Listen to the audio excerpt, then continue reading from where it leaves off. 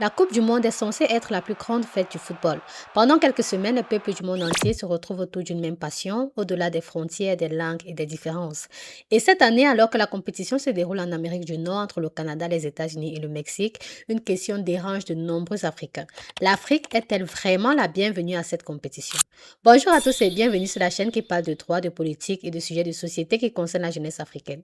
Si c'est la première fois que tu tombes sur nous, je t'invite à t'installer et si la vidéo te plaît, tu peux laisser un like, partager et même t'abonner pour soutenir la chaîne. Je te laisse t'installer et moi je te dis bon visionnage. La question que nous avons posée plus haut peut sembler excessive. Pourtant, plusieurs événements récents ont alimenté ce sentiment. D'abord, le 4 juin 2025, l'administration Trump a annoncé une nouvelle interdiction de voyager qui bloque ou limite l'entrée aux États-Unis pour les ressortissants venant de certains pays. Le 16 décembre 2025, d'autres pays ont été ajoutés à cette liste ou soumis à des restrictions plus strictes. Ces mesures sont entrées en vigueur le 1er janvier 2026 et il faut distinguer deux types de mesures. On a les interdictions totales. Ici, les ressortissants de certains pays ne peuvent pas entrer aux États-Unis, sauf exceptions spécifiques.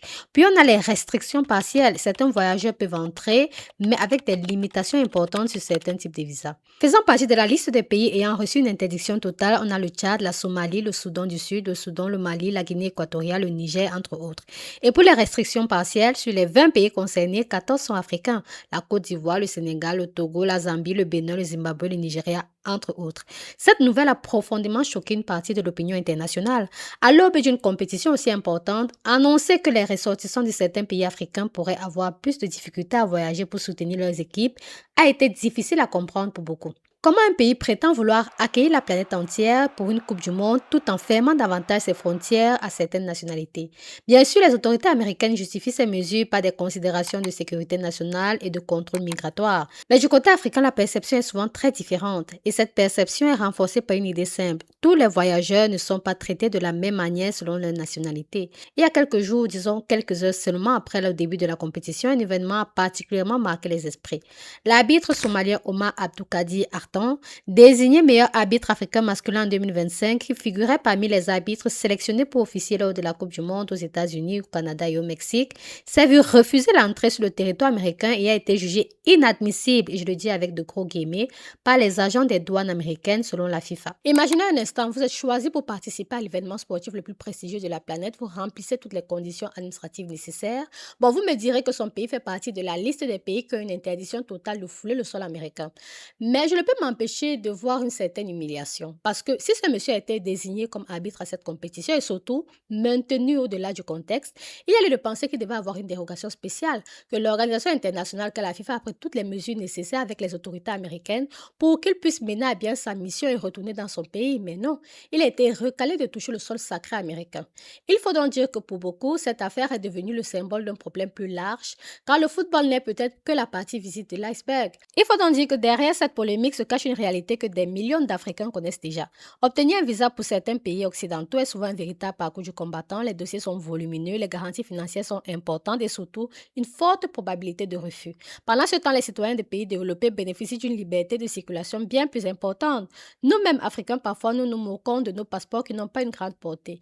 Et beaucoup ont le sentiment que leur passeport vaut moins que celui des autres, que leurs paroles inspirent moins confiance et qu'ils sont souvent perçus non pas comme des touristes ou des supporters, mais comme des potentiels migrants clandestins.